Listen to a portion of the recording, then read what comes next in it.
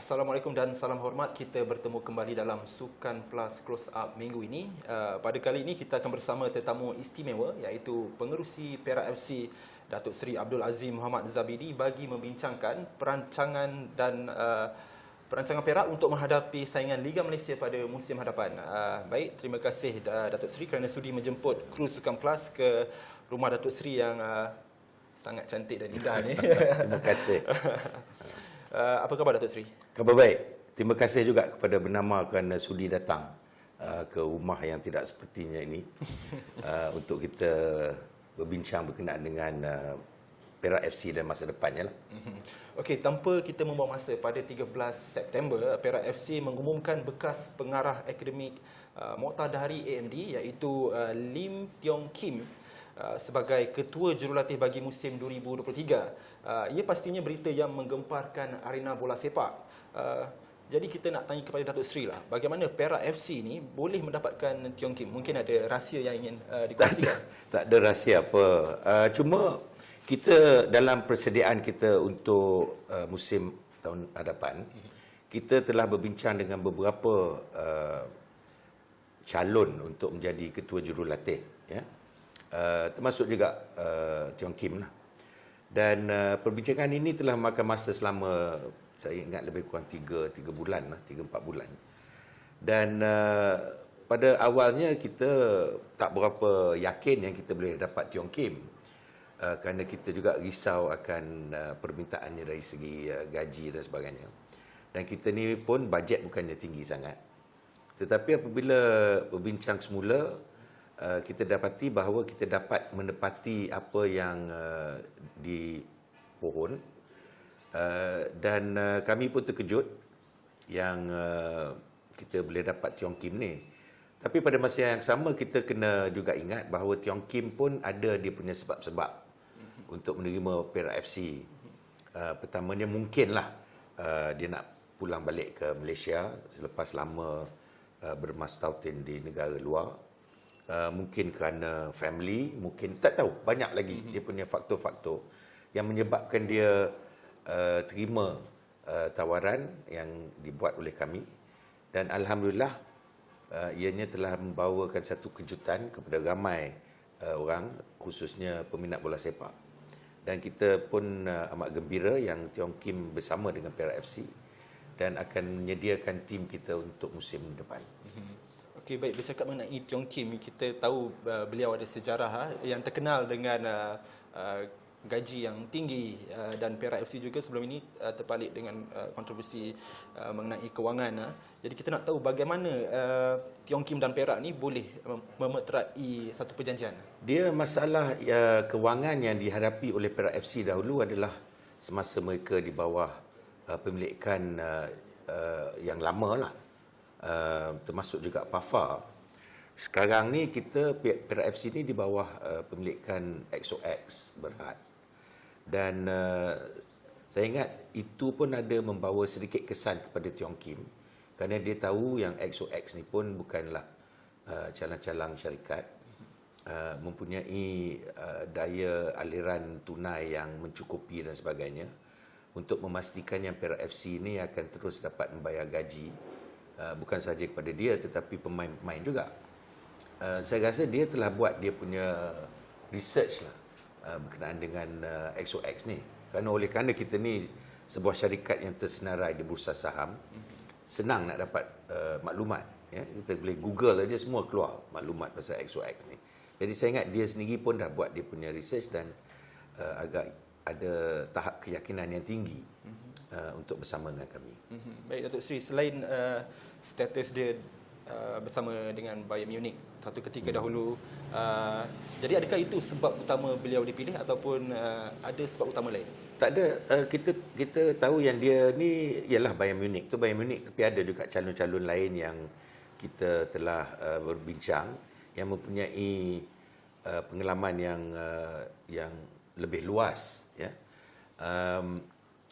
Tetapi apa yang menarik itu ialah dia punya emphasis dia berkenaan dengan pembangunan pemain itu sendiri, youth development tu. Itu yang penting kerana ini merupakan salah satu daripada bidang yang kita kita nak fokus juga. Datuk Seri, perwatakan Tiong Kim, apa yang boleh diperkatakan Datuk Seri, adakah beliau bagi pandangan peribadi Datuk Seri calon sesuai untuk membimbing Perak FC semula ke landasan gemilang? Dia pernah memegang head coach untuk Akademi Muqtadari, dan dia pun telah membimbing skuad bawah 19 tahun Malaysia kan, untuk World Cup. Dan kita saya ingat kalah masa semifinal ke something like that. Jadi dia punya sentuhan tu nampaknya berkesan. Tiong Kim ni dia seorang disciplinarian. Saya benar-benar harap, dan ini kita akan bincang juga dengan pemain-pemain kita, sama ada yang baru atau yang lama. Dia punya pengkhususan tu on disiplin. Banyak kali dia cakap kat saya pun, dia kata dari segi skills ni dia boleh ajar, no problem. Siapa pun dia boleh ajar untuk menjadi pemain yang baik. Tetapi yang penting ialah disiplin player itu sendiri. Jadi itu yang telah membuat kita agak minat dengan cara dia. Baik, Sri, kita beralih kepada persiapan Perak untuk next season lah. Kita tak nak cakap mengenai pemain mana yang akan menjadi pilihan Tiong Kim, pemain import apa. Kita cuma nak tahu adakah terdapat peruntukan yang disediakan Perak FC untuk mendapatkan pemain import? Ada. Bukan aja pemain import. Ini satu lagi berkenaan dengan Tiong Kim. Tiong Kim ni dia kalau boleh dia hendakkan local talent. Pemain import ni dia tak berapa itu sangat, tapi dia pun faham bahawa tanpa pemain import ni mungkin sukar untuk kita ke depan lah ya, dari segi permainan. Takkan kita nak harapkan youth saja kan. Jadi kita ada peruntukan untuk pemain baru, sama ada import ataupun lokal. Okey, Datuk Seri, kita tahu Perak merupakan pasukan yang gas satu ketika dahulu, Datuk Seri, kan? Pelbagai rekod kejayaan dikecapi Perak. Jadi apakah perancangan pihak pengurusan untuk mengembalikan keyakinan penyokong, dan kalau boleh kongsi sikit sasaran awal yang mungkin telah ditetapkan pasukan? Kita sasaran awal daripada dulu lagi saya dah menyatakan bahawa kita nak masuk ke Super League. Sama ada kita dapat ke tidak itu terpulang kepada MFL nanti. Dan saya ingat kalau tak salah saya pengumuman oleh MFL akan dibuat selepas habis season ni nantilah. Mungkin pertengahan bulan depan. InsyaAllah andai kata kita masuk ke Super League, persiapan kita akan bermula, dan kita nak pastikan bahawa kita mid table lah di dalam Super League ni.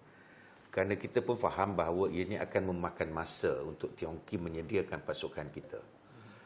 Sama ada dengan player baru, player lama, tetapi ianya akan memakan masa. Dia tak boleh hari ni Tiong Kim masuk, besok kita dah menang, tak boleh.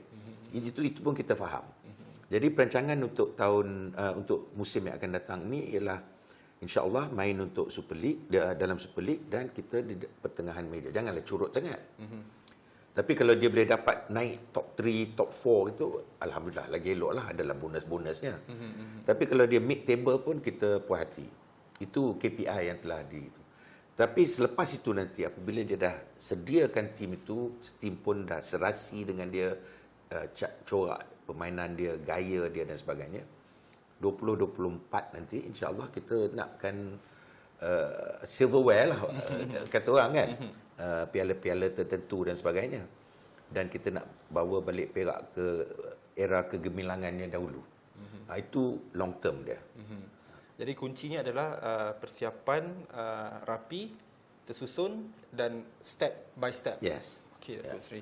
Okey, kita nak beralih ke soalan yang lebih santai mengenai personality Datuk Seri. Datuk Seri, Datuk Seri terkenal sebelum ini pernah menjadi CDM untuk Sukan Asia Jakarta Palembang, dan pernah terlibat dengan pelbagai bidang sukan yang lain.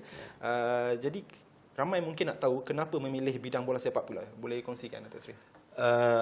Saya ni memang peminat bola sepak daripada dulu. Cuma tidaklah peminat tegar untuk Malaysia punya pasukan-pasukan ni. Tapi saya merupakan peminat dan fan yang tegar untuk Manchester United. Jadi setiap game tu saya pergi, kalau pergi England pun saya akan pergi ke Manchester dan sebagainya. Jadi bola ni memang dalam darah daging. Dekat sekolah pun saya main juga bola untuk sekolah dan sebagainya. Tapi pasal apa bola dan bukan lagi untuk ini apa pelaburan yang dibuat ni, kerana bola sepak ni dia punya fan base dia cukup tinggi jika dibanding dengan sports ataupun apa acara-acara sukan yang lain. Perak umpamanya mempunyai fan club sebanyak 33 buah fan club dia. Dan kalau kita lihat dia punya fan base dia lebih kurang 500,000 juta. Jadi ini yang buat Perak FC ini satu tim yang menarik jika dibanding dengan tim-tim lain. Dan oleh itu kita telah zero in kepada Perak FC. Walhal kita banyak juga lagi tim-tim lain yang telah cuba untuk mendapatkan kami masuk sebagai pemilik, termasuk Kuala Lumpur dan sebagainya. Tetapi Perak FC ini dia ada dia punya kelainan dia. Dan kita perlu mengambil take advantage of kelainan itu demi kebaikan Perak FC, demi kebaikan XOX juga. Dan itu menjawab kepada persoalan kenapa Perak FC menjadi pilihan Datuk Seri berbanding pasukan-pasukan lain di Liga Malaysia. Okay, Datuk Seri, apakah visi dan misi peribadi Datuk Seri setelah berada dalam tampuk pentadbiran Perak FC ketika ini? Personal punya visi dan misi ialah untuk kita tunjukkan kepada khalayak ramai yang memiliki pasukan bola ni kita boleh buat keuntungan. Ianya bukannya satu tempat di mana belanja hangus saja, ya. Itu kerana dulu punya cara tak tahulah, tapi sekarang ni kita nak korporatkan Perak FC ni mengikut dengan dasar-dasar yang sedia ada di XOX dan sebagainya.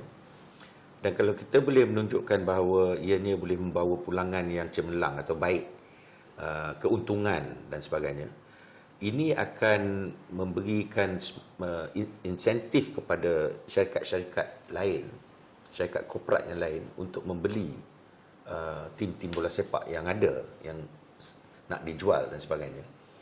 Jadi pada jangka masa panjang, semua tim di Malaysia ni akan dimiliki oleh korporat. Dan ianya akan diurus takbir dengan baik. Ada bajet, ada dia punya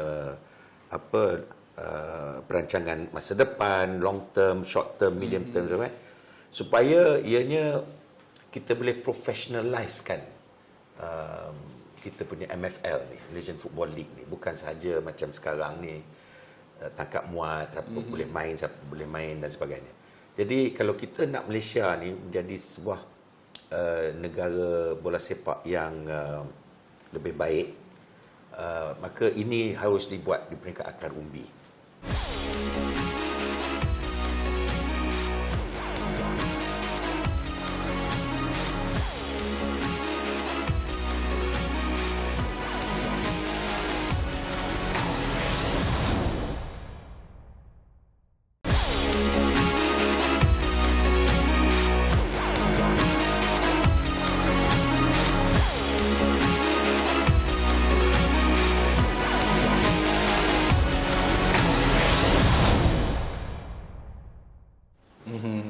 Okey, Datuk Seri, mengulas mengenai perancangan masa depan. Tadi Datuk Seri ada cakap yang nak korporatkan, nak privatisekan di Perak FC semua ni kan, Datuk Seri. Adakah Perak FC mengambil contoh dan mengikuti jejak langkah pasukan Johor Darul Takzim yang telah lama memulakan semua ni?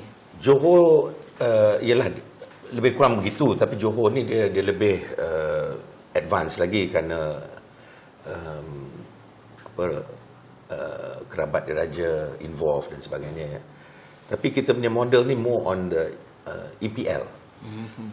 Pasukan-pasukan macam Manchester United, Arsenal dan sebagainya, ianya dimiliki oleh korporat, oleh syarikat-syarikat yang mampu untuk membiayai pasukan bola.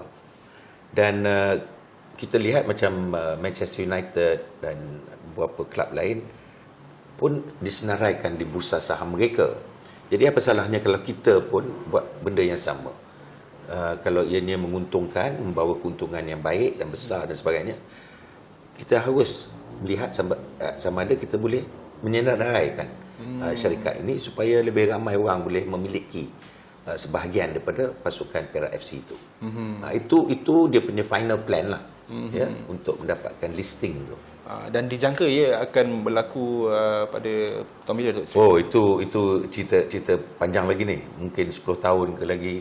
Kerana kita kena tunjukkan track record kita yang dia boleh membawa keuntungan selama 3, 4, 5 tahun sebelum kita boleh mohon daripada Bursa Malaysia yang kita nak senaraikan ni. Okey, Datuk Seri, bercakap mengenai pasukan bola sepak ni kan, pasukan bola sepak tu macam kalau contoh di EPL, mereka ada stadium sendiri, ada training ground sendiri. Adakah Perak FC mempunyai perancangan untuk memiliki itu semua? Memang ada.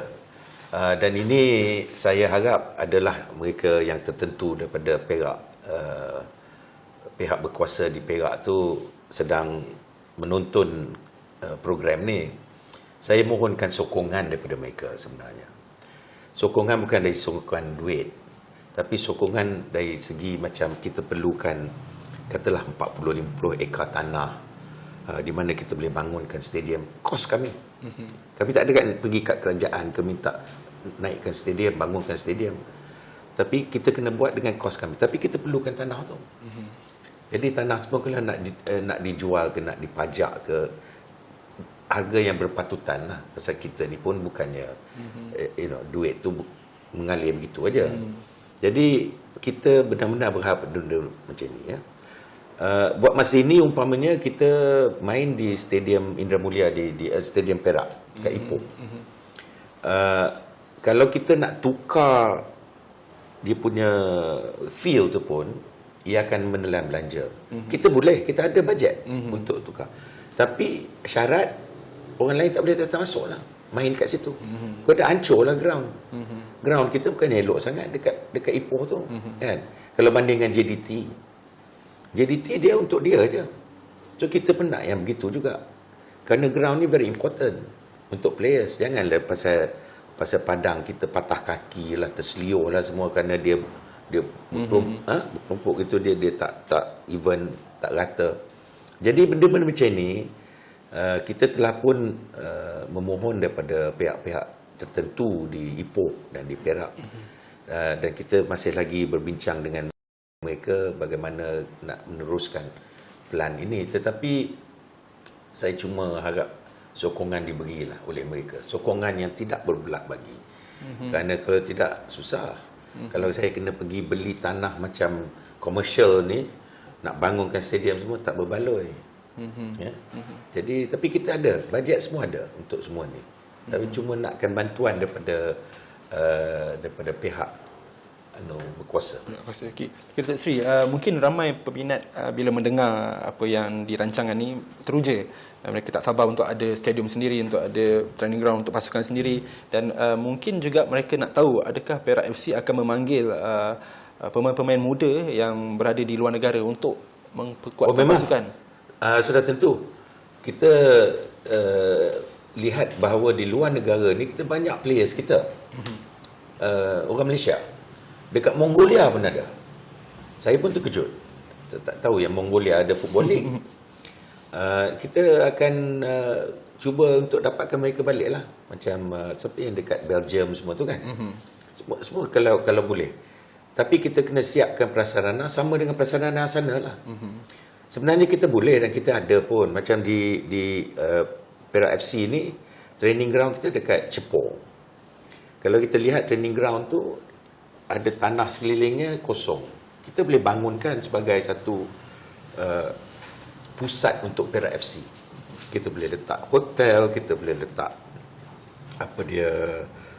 physio center, gymnasium dan semua yang diperlukan oleh pemain-pemain kita.